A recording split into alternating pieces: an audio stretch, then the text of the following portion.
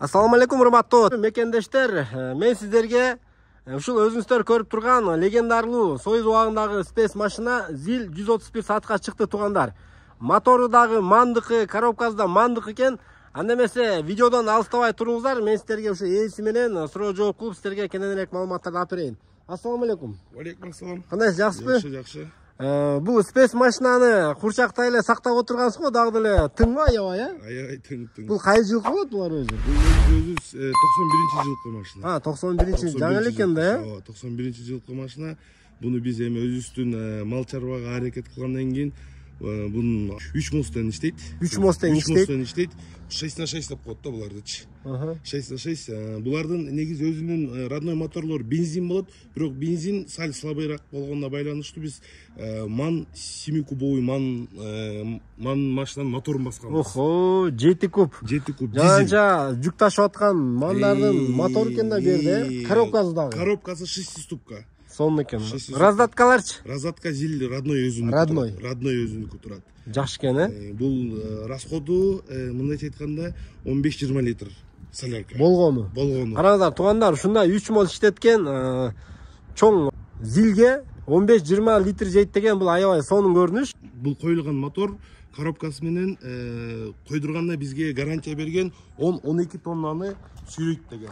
10-12 тоннаны сүйрөй алат. Мотор жакшыбы, май жебейби? Мотор май жебейт, гарантия. Азыркы тапта бул жарым жылдай туруп калган машина. Неге дегенде биз буну чоңураак Урал деген машинеге котортконбуз. Буну сатып алдыңарбы? Буну сатып алганбыз. Буну ашыкча болуп калды. Бул ашыкча болуп калды. Буну эми эзине берели деген ойдо турабыз. Нахадубу? Нахаду. Басса жүрөбү? Басса жүрөт, гарантия. Басып көрбөйлү?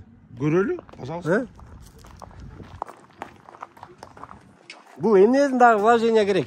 Вложение только косметика. Косметика, Только косметика. Печкалары иштейби булардын? Бүт иштейт. Бул менен эмне иш кылышты эле? Бул менен биз суу самырга малдар жеткизчик. Жанагы жазкы убакта негизи тоо таштарда лай болот. Изилет ошол моменттерде чөп сөп алып барган моменттерде 2 мосо вообще чыга албайт. Прицеп сүйрөп алса, Бул менен прицеп сүйрөйбүз да 3 мосто кошобуз. Бул асфальтта кетип баратканда кетебиз. Эл ташыйбы же жүк ташыйбы? Бунун ичинде ар нерсе ташыса болот. Мисалы ташыса болот, жүк да ташыса болот. Буну алып салып бууга сама салгылоо болсо болот. Манипулятор болуп койсо болот туурабы? Токойлордон терек болобу, эмне болот? Любой нерсе. Тыгылат деген түшүнө кирбейт. Жок. Сонун Пониженный, повышенный дагы разраткасы менен. Оно эмне оно?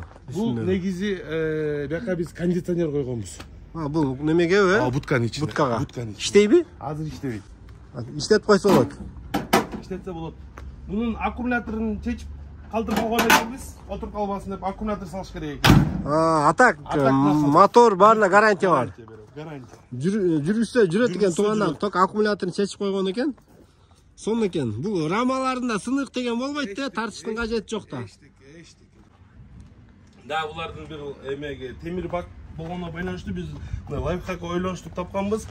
Кышында солярка тоңуп калбаш үчүн бул жерде мына глушителден чыккан подогрев бар да. Муну крышканы чечебиз, кышкы убакта бияка жабып койсоңуз, ысык аба өйдө урат да, бакты жылытат. Сонун турбайбы, Буну өзүңөр ойлоп таптыңарбы? Интернеттен издедиңерби? Биз өзүбүз ойлоп таптык. Генийсиңер го. Туугандар, дизель айдоочулар, сиздерге дагы бир лайфхак. Оңой эле элементарный эле экен, караңыздар. Глушителди бактын асты менен алып келип эле, ушул жерине акырын тешип койсоңуздар. Бияка ызык үйлөп турат. Бул айдай бер, кышы жай айдай бер. Тоң калды, зимний солярка куям деген түшүнүк жок. Андай нерсени буга да ойлоштургам. Бул жакта да бар, Бунун да үстүнөн эне крышка бар, бул да бакта жылыт. Көрдүңөрбү кышында? Практикада көрдүк, -30та жүрдүк. -30та. Тоңбойт. Сонун турбайбы? Сонун экен. Бул 2 бөлүкпү бутканын ичи? Бутканын ичи 2 бөлүк. Бутканын ичи 2 бөлүк экен. Бuyamdan да тартып берип коеюнчу.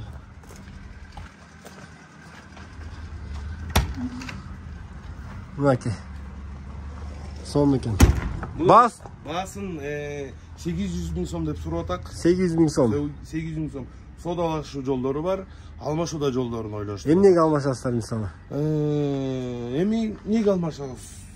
Ким кандай вариант айтса ойлоштук. Жеңил машина, пикап, гигант. Чоң машина болсо силерде алып калат. заплата, маплата. Эми кыскасы мына туугандар ушундай спес машина издеп жүргөн болсоңуздар, кээ бирлерге чынында эле керек. Балким сиздин машинаңыз мына варианттарда коюп берип атат. Рассрочкачы? Рассрочкада турду. Туугандар, мынакей, мен элдин адамымын. Силер айта турган суроону баарын бердим окшойм. Рассрочканы да сурап таштадым, караңыздар. Рассрочка деле бар дейт. Фаралары бүт иштейт. Бүт иштейт. Мынакей, только айдаш керек. Өзүңүздөрдүн атайын спес жумушуңуздарды кылыш керек. Видео лайк басып коюңуздар, ушундай спес техника издеп жүргөн туугандарга дагы, досторуңуздарга да бул видеону жөнөтүп коесуздар. Видеого лайк басып коесуздар. Баса туугандар, бул машина Талас шаарында. Аны айтпай калып турмун. Мисалы Оштон сатып алды же Көлдөн сатып алды, айдап кете береби? Любой жак кете берет. Мосоз гүйлөбөйт. Маягып кетти деген жок. Болбойт. Мына туугандар, бардык эле суроолор айтылды окшойт. Анда эмесе дагы өзүңүздөрдүн да жеке сурооңуздар болсо, экранда номерге чаласыздар. Дагы өзүңүздөр кенен сүйлөшүп, вариантыңыздарды сунуштайсыздар.